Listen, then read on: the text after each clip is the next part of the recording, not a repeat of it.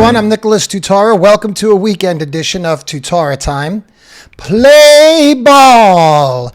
Yes, Major League Baseball has decided that they are in charge of your election laws. Major League Baseball is pulling the All-Star Game out of Georgia because Georgia voters and legislature dare make election laws that they think are best for their state. Don't you know that's all wrong? Don't you know that multimillionaire baseball players now get to decide what your election laws should look like? And if you don't like it, you're out of luck. One of the main elements of fascism is the government and private companies working hand in hand to accomplish political ends.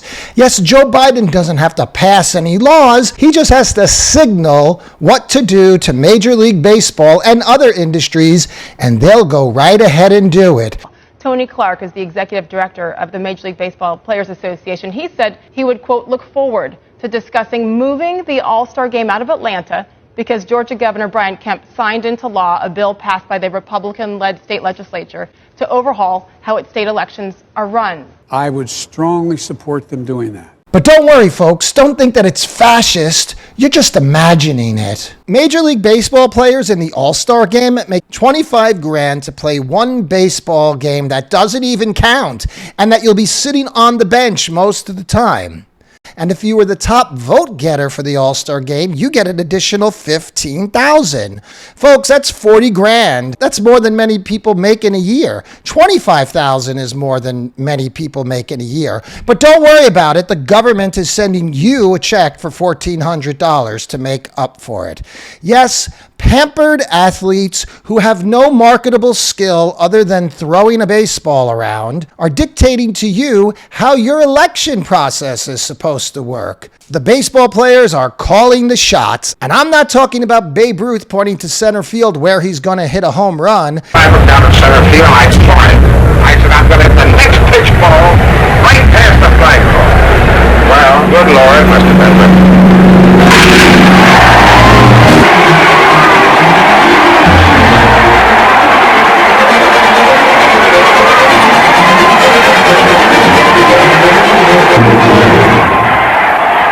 Major League Baseball has decided how you have to vote. Well, let's apply some of those rules to Major League Baseball. I say between the 6th and 7th inning, the visiting team gets to stay on the field for an extra 20 minutes while the home team goes in the clubhouse. And the visiting team could just run around the bases as many times as they want and score as many runs as they like. Also, we're going to change the rules. We're going to make it that the game is not won by the runs you have, it's by the hits or the errors, whatever we decide is best on that particular day to serve our particular needs. We're also going to make a new rule that after the game is over, that doesn't really matter. If the score didn't come out the way you like, you could stay on the field for as long as you want and just keep running around the bases and running around the bases until you've achieved the outcome that you like. Yes, it's not cheating, folks. It's just a new way of keeping score in baseball.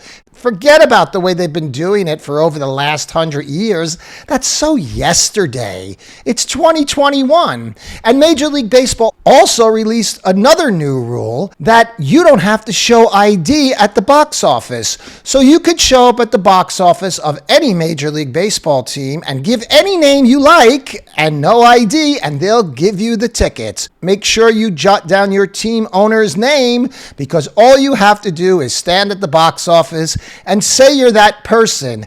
ID? Who needs that? Sure, when you go inside to buy beer, then you'll need your ID. But getting the tickets? Come on. That's really oppressive to have to show your ID to pick up your tickets. And also, Major League Baseball is going to make it very easy for everybody. You don't even have to pay when you pick up your tickets. You can just drop your payment into one of the many drop boxes that are randomly scattered throughout your state. Owners, don't worry. The money's going to get there. If these baseball players really care, why don't they each give their salary or a portion of their salary to help the poor underprivileged who can't manage to get an ID to get them one? Take me out to the ball game with no ID, and I want the best seats in the house. I'm Nicholas Tutora, and I'll talk to you again soon on Tutora Time.